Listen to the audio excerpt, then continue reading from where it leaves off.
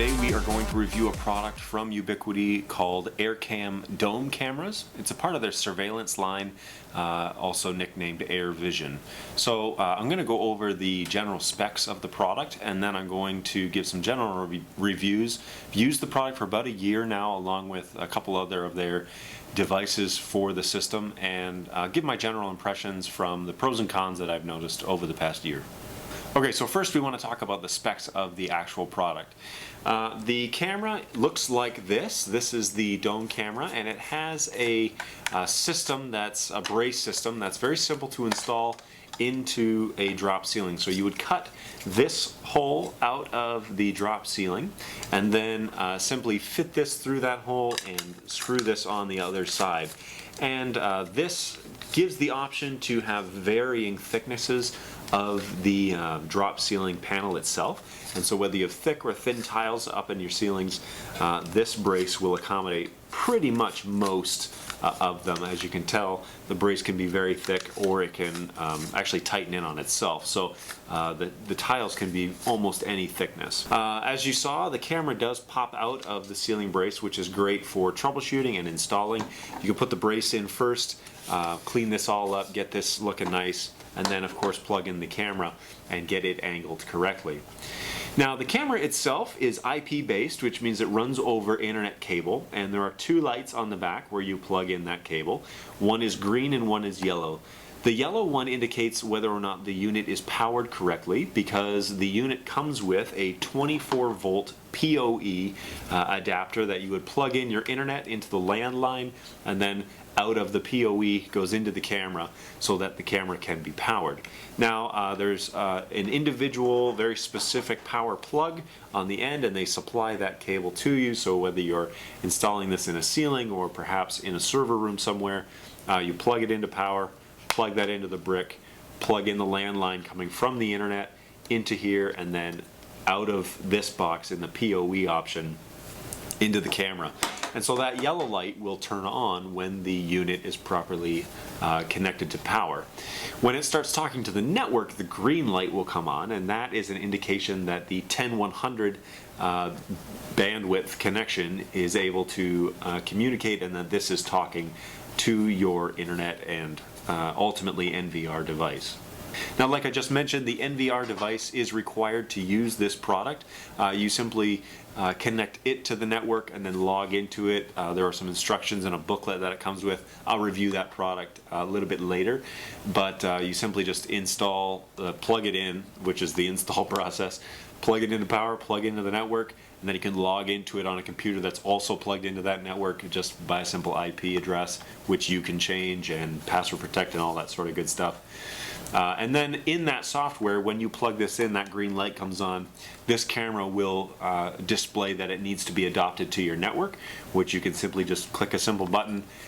Comes with a password and username already installed on it. That is in the booklet that comes with this camera, all that information, and then you can adopt it to your network. Now, the network then takes over, and then you can, once the firmware is updated and everything's good to go, you can change all sorts of settings inside, and we'll get to that in just a minute. Okay, so more on the specs. The actual camera itself is a 1.96 millimeter camera with an f-stop of 2.0. Has an internal processor of a 32-bit processor, very standard stuff, along with 128 megabytes of DDR2 SD RAM, which in this day and age is not a whole lot, but it's enough for a tiny camera. The recording actually happens anywhere up to 720, so you can go down to 480 or even lower, or up to 720p, which is nice when you're trying to identify who is on the camera.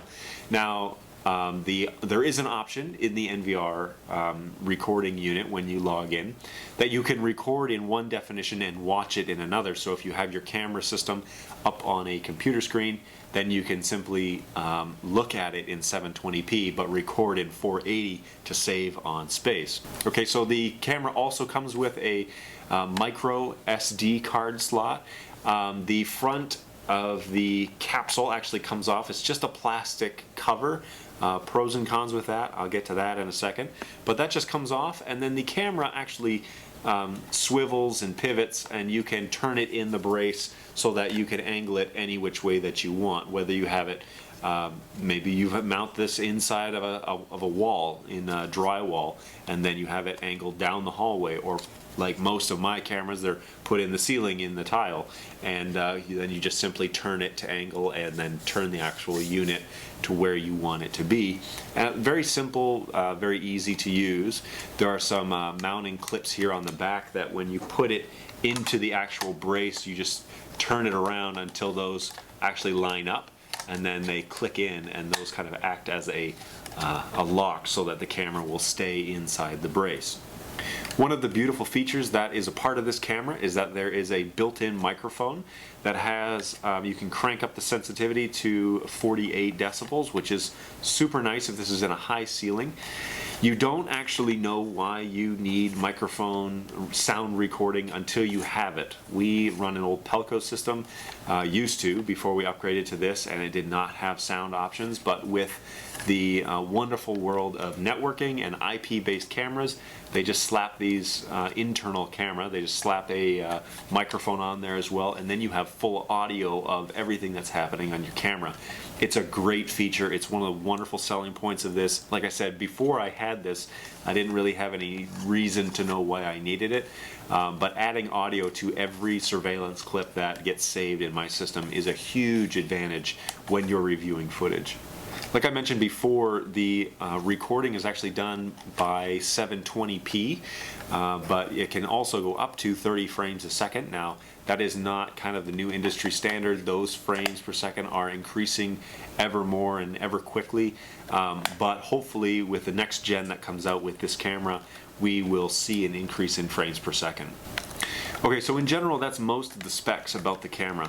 Some of the pros that I really like about this, like I mentioned, the microphone is a great added option. You can turn the sensitivity up on it a fair bit and capture most all audio that happens.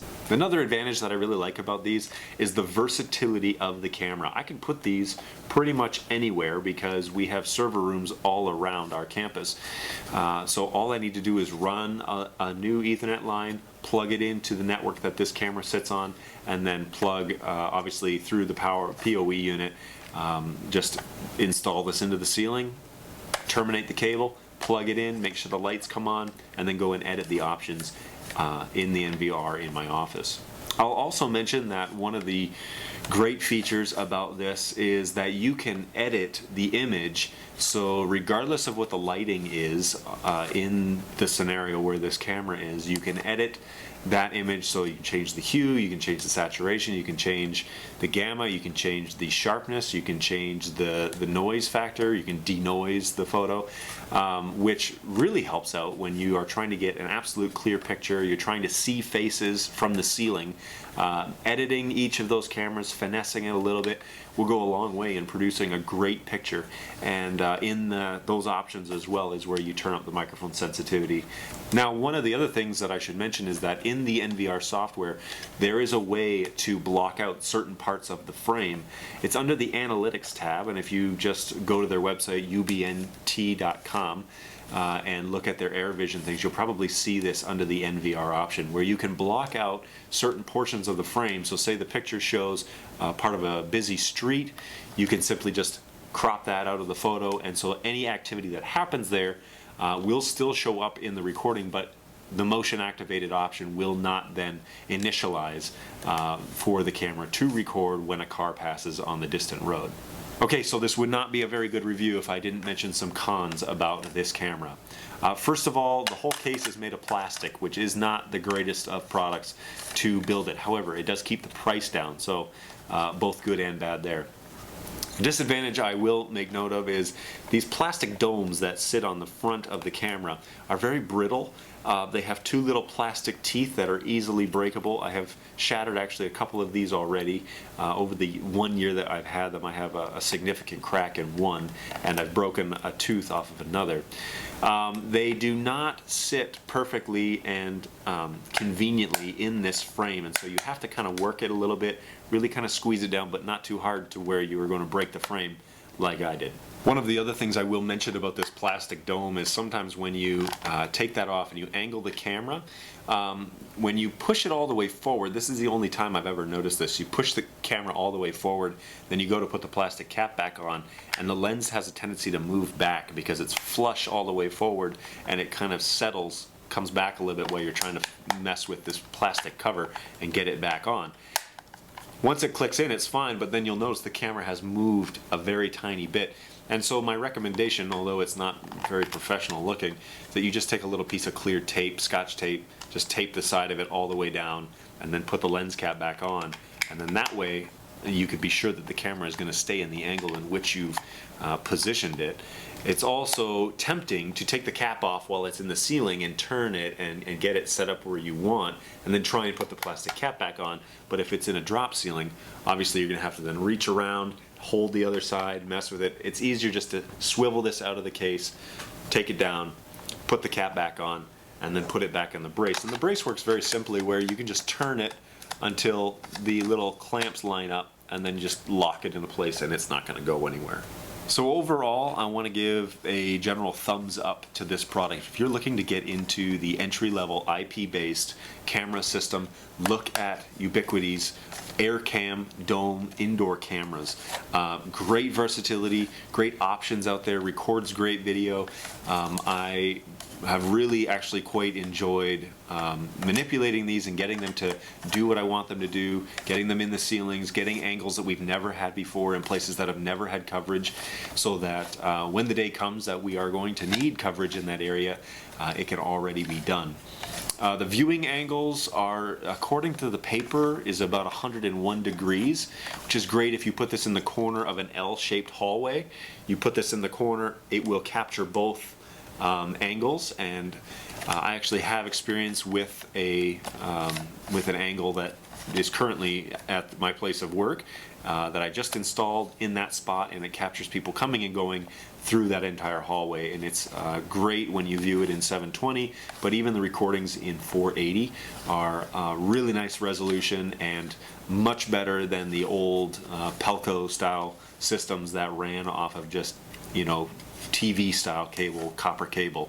The IP base is where the technology is going, and I would strongly recommend that if you already have the switches and the infrastructure to support something like this, go spend the money, buy the IP-based stuff, because that is where the world is turning.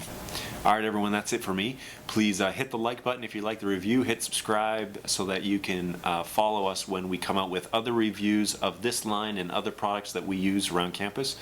And be sure to leave a comment if you have any questions. I'd be happy to answer those as we move forward. Really hope this has been helpful. Take it easy. Have a good one.